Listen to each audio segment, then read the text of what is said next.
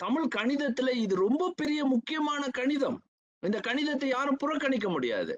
இப்ப நான் ஒரு காட்டுறேன் பாருங்க. தமிழர்கள் எந்த அளவுக்கு அறிவாளிங்கன்னு நீங்க பாத்தீங்கன்னா, அதான் நீங்க கால்ல விழுந்து கும்பிடணும் நம்மளுடைய முன்னோர்கள் எல்லாத்தையும். ஏன்னா அவ்வளவு அறிவியல். இன்றைக்கு உள்ள அறிவியல் அப்படியே வானியல் நம்மளுடைய அதாவது கேலண்ட்ரிக்கல் சிஸ்டம் அப்படியே கையில வந்து வச்சு விளையாண்டுருக்காங்க. அப்ப பாருங்க, இங்க என்ன பண்றாங்க அப்படின்றத முதல்ல சொல்றேன். இது முதல்ல புரிந்து கொள்ளணும்.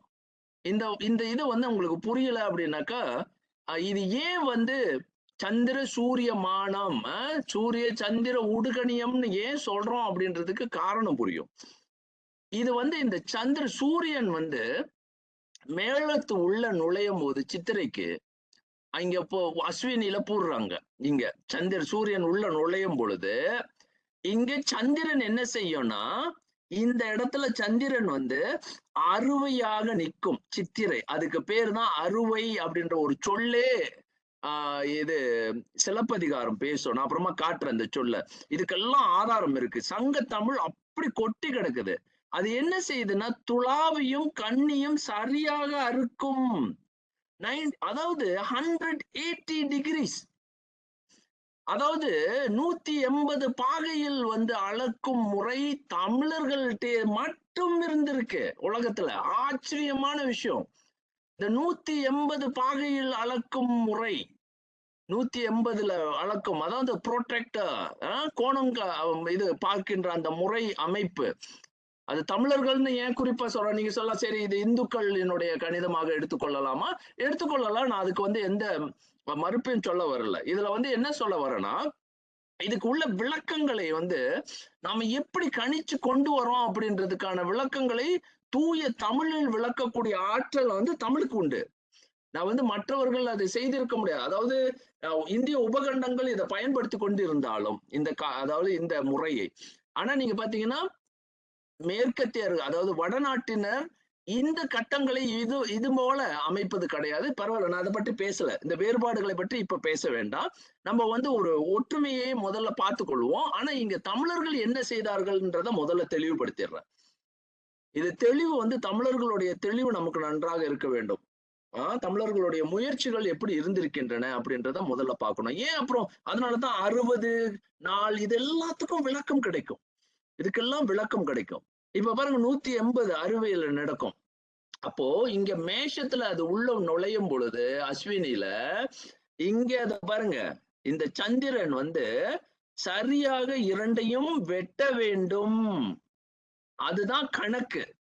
சித்திரை அறுவை வீதி, துலாவை அறுக்கும் அறுவை, அறுவை வீதியும் நிறைகோள் துலாத்தர். சிலப்பதிகாரம் எப்ப பேசுது? சிலப்பதிகாரம் 2ஆம் நூற்றாண்டு வருது பாருங்க. 2, 3ஆம் நூற்றாண்டுக்குள்ள இந்த காலகட்டத்திலேயே நாம வந்து இவ்வளவு நுட்பமான ஒரு கேலண்டர் சிஸ்டம் வச்சிருக்கோம். இந்த கேலண்டர் சிஸ்டம் நம்ம உருவாக்கிட்டோம். நம்ம கிட்ட இருந்திருக்கு. அறுவை வீதியும் அது அறுத்து நிக்கும்பா. அந்த வீதியை நிக்கும். அந்த வீதியை 2க்கும் கண்ணிக்கும் துளாவுக்கும் இதோ பாருங்க, கோல் துளாத்தார். நீங்க கால்னா கோல் அப்படின்னா என்னன்னா அந்த பேலன்சிங், அந்த பேலன்சிங்கே அதுதான் நிப்பாட்டுது. அந்த கணிதத்தையே அதுதான் செய்ய முடியும் அப்படின்னு சொல்றாங்க. அப்போ இதுக்கு இன்ன வரைக்கும் கேட்டுட்டு இருக்கேன், எங்கெங்க ஆதாரம், எங்கெங்க ஆதாரம் இருக்கு? ஐயோ, இதெல்லாம் புரிந்தாதான் புரியும். அடுத்தது, இது ரொம்ப முக்கியமான கணிதம்.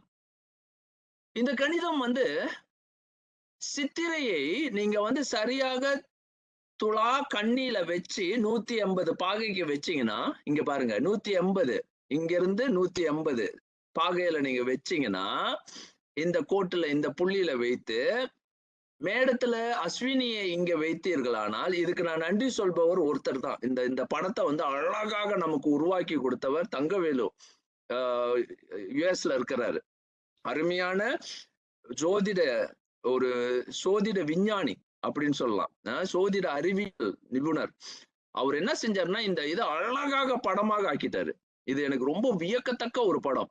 180 துலாவும் கண்ணியும் சரியா நீங்க வச்சீங்கன்னா, இங்க அஸ்வினிய வச்சீங்கன்னா 6, அதாவது 6 பாகை, ஏறக்குறைய 6 பாகைக்கு அவர் என்ன செய்யறாருன்னா கிரகண பாதையை நம்ம கட்டமைச்சோம் அப்படின்னு சொன்னா இந்த 12 ராசிகளை உங்களால உருவாக்க முடியும் அப்படின்றத துல்லியமா எடுத்து காட்டுறாரு.